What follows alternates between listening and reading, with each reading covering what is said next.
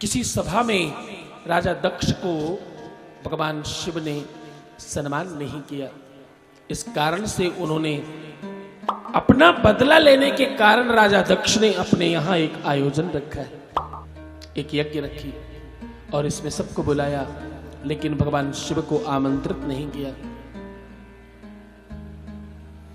पूरे विश्व के देव नर गंधर्व किन्नर सब आ रहे हैं, लेकिन राजा दक्ष ने शिव को और माता सती को नहीं बुलाया। आज सती अपने मन ही मन विचार कर रही हैं और मन ही मन अंदर से बहुत परेशान हो रही हैं कि मैं अपने पिता के घर जाना तो चाहती हूं, पर जाऊं कैसे, बुलौआ नहीं आया। और मैंने कभी मांगा क्या था, जब मेरी विदाई हो रही थी तो मैंने पिताजी से कहा था कि मुझे कुछ और देना या न देना, अपने मां के घर आने का अवसर जरूर देना। हाँ, भूले न जाना।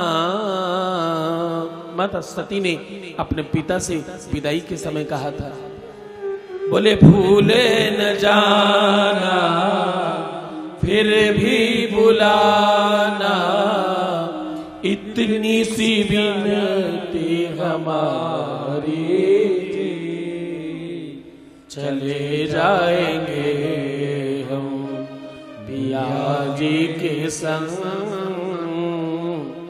सुन लो वरज हमारे पिताजी, चले जाएंगे हम पिया जी के संग, सुन लो वरज हमारे पिताजी, चले जाएंगे पिया जी के संग, सुन लो अर्ज हमारे पिताजी, चले जाएंगे पिताजी के संग, सुन लो अर्ज हमारी पिताजी, चले जाएंगे हम पिया जी के संग, सुन लो अर्ज हमारी पिताजी, सुन लो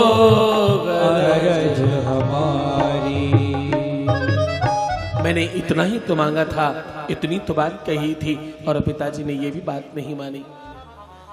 मन ही मन अंदर से हूक उठ रही है, पर बुलावा आया नहीं है। पूरा दिन निकल गया, सांझ होने वाली है और यज्ञ में आहुतियां शुरू हो गई और आसमान में आहुतियों की खुशबू उड़ रही है और धुआं आसमान तक पहुंचने लगा। अब सती से रहा नहीं जा रहा। सती भागी भागी गई और भगवान शंकर के चरणों में अपना शीश रख दिया। स्वामी, मेरे मन में हजारों प्रकार के प्रश्न उठ रहे हैं। मैं अपने आप को रोकूं तो रोकूं कैसे, मैं रोक नहीं पा रही, और मैं जाऊं तो जाऊं कैसे, बुलावा आया नहीं है। और स्वामी, शंकर एक काम करना, कैसे भी करके मुझे जाने की अनुमति प्रदान करना।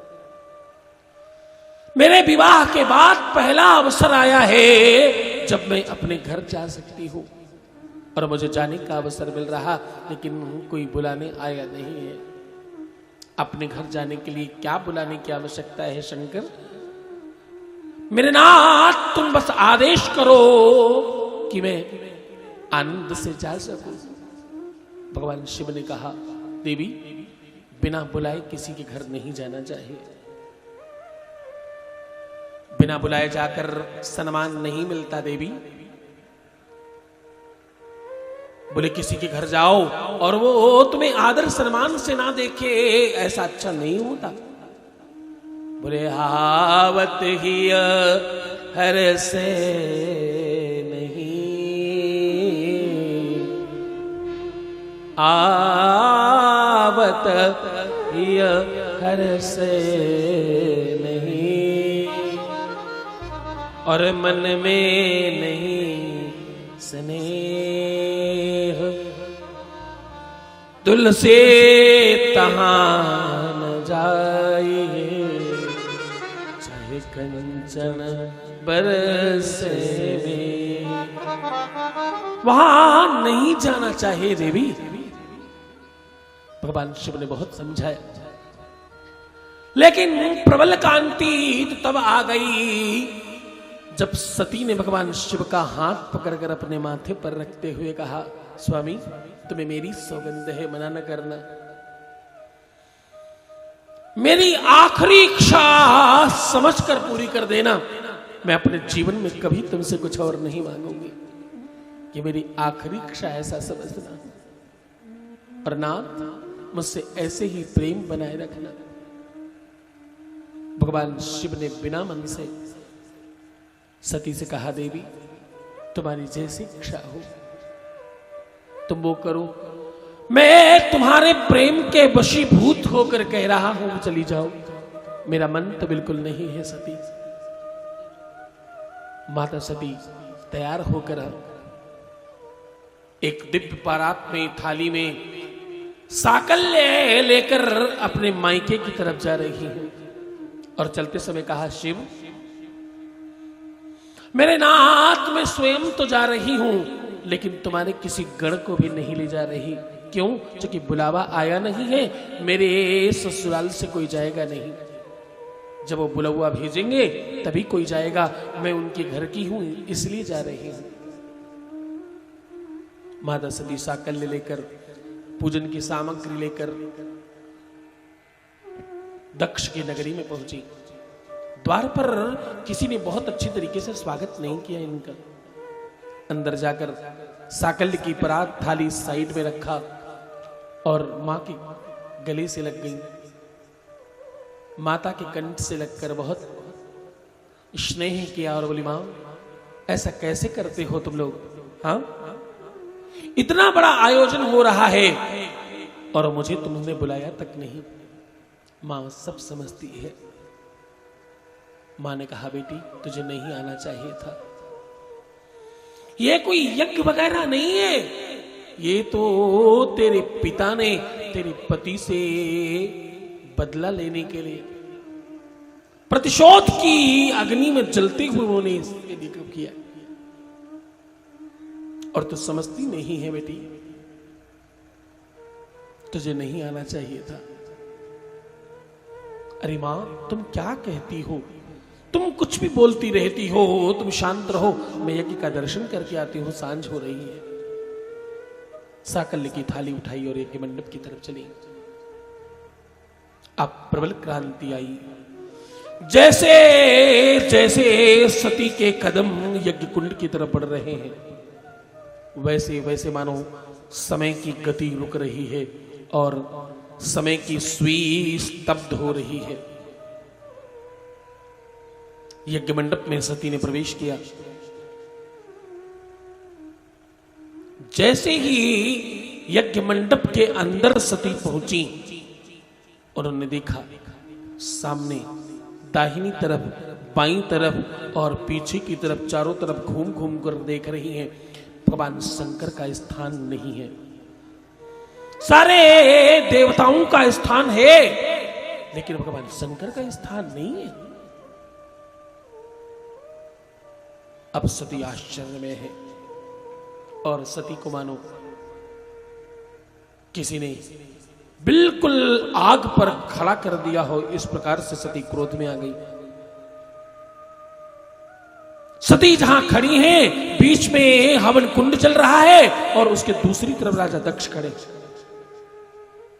राजा दक्ष से कहा सती ने, पिताजी भगवान शंकर का स्थान कहां है? पिताजी मैं तुमसे पूछती हूं, भगवान शंकर का स्थान कहां है? राजा दक्ष ने कहा, उस मरकट का स्थान नहीं है। उस अघोरी का कोई स्थान इस यज्ञ में नहीं है, और इस यज्ञ में ही नहीं, आज के बाद विश्व में किसी भी यज्ञ में उसका स्थान नहीं होगा। माता सती को घोर क्रोध आ गया। एक बात कहूं, हमारे देश की बेटियां तब तक शांत रहती हैं जब तक उनके पति का सम्मान होता रहे। चाहे मायके में ही सही, अगर पति का सम्मान न हुआ तो कितनी बार माताएं अपने मायके की दहलीज को प्रणाम करके चली जाती है और पलट कर दोबारा नहीं आती। ऐसा हजारों बार देखा है। हाँ, माता सती ने कहा, राजा दक्ष, कौन पिता और कौन माता? माता सती कह रही है दक्ष से, राजा दक्ष, मैं आखिरी बार पूछ रही हूं, भगवान शिव का स्थान कहां है? राजा दक्ष को भय लग रहा है। कांपते हुए राजा दक्ष ने कहा, उनका स्थान नहीं है। माता सती ने जो हाथ में साकल्य की परात ले रखी थी उसको शीश पर रख लिया और उसको दोनों हाथों से इस प्रकार घुमाया कि वो बिल्कुल सुदर्शन चक्र की तरह घूमने लगा। चारों तरफ धीरे धीरे साकल्य गिर रहा है और तेज कदमों से भागती हुई हवन कुंड की तरफ चली और बोली, नमः संभवाय च मयो भवाय च, नमः शंकराय च महेश्वराय च, नमः शिवतराय च शिवसुदाय च। ऐसा बोलकर बोली, शिव का स्थान था, शिव का स्थान है और शिव का स्थान रहेगा। ओम नमः शिवाय स्वाहा। माता ने अपना स्वयं को आहुति दे दी और स्वयं को भगवान शिव के नाम पर आहुति देकर अपने आप को जला दिया। माता सती का शरीर यज्ञ कुंड में धू धू कर जल रहा है। ये बात जैसे ही सती जलने लगी, भगवान शिव को पता चला और भगवान शिव ने अपनी जटाओं से एक देव को उत्पन्न किया और उस देव ने आकर के पूरी यज्ञ को विध्वंस कर दिया। राजा दक्ष का सर काट दिया, मूसा की दाढ़ी उकाल दी और सारे के सारे जो ऋषि मुनि थे सबको उठा उठा कर पटक पटक कर मारा। भगवान शिव दौड़े दौड़े आए और जलते हुए शरीर को उठाकर अपने अंग से लगाया और बार बार कभी कंठ से लगाते, कभी हाथ में रखते, कभी आलिंगन करते और कभी माता को याद कर जोर जोर से रोते और बोलते। नाना प्रकार से विलाप किया और सती को लेकर पूरे विश्व में भ्रमण करते रहे। माता सती का जला हुआ शरीर जगह जगह टपक टपक कर गिर रहा है और हर जगह एक माता का शक्तिपीठ बनता रहा। पूरे विश्व में 108 और भारतवर्ष में 51 शक्तिपीठ बनी। जहां जहां शक्तिपीठ बनी वहां वहां महादेव ने अपना एक भैरव का स्वरूप बनाकर अपने आप को स्थापित किया। मानो माता सती के रक्षणार्थ, रक्षा करने के लिए भैरव का स्वरूप बनाकर वहां विद्यमान कराया और बाद में सबको क्षमा किया। राजा दक्ष का जो सर काट दिया था, बाद में विनती करने के बाद उनको बकरे का सर लगाया और कहते भगवान शिव को जो बकरे के आवाज से मनाता है भगवान शिव जल्दी मान जाते हैं। हाँ, इसलिए शिव भक्त हमेशा जब शिव की पूजा करते तो बकरे की आवाज निकालकर महादेव को मनाने की कोशिश करते।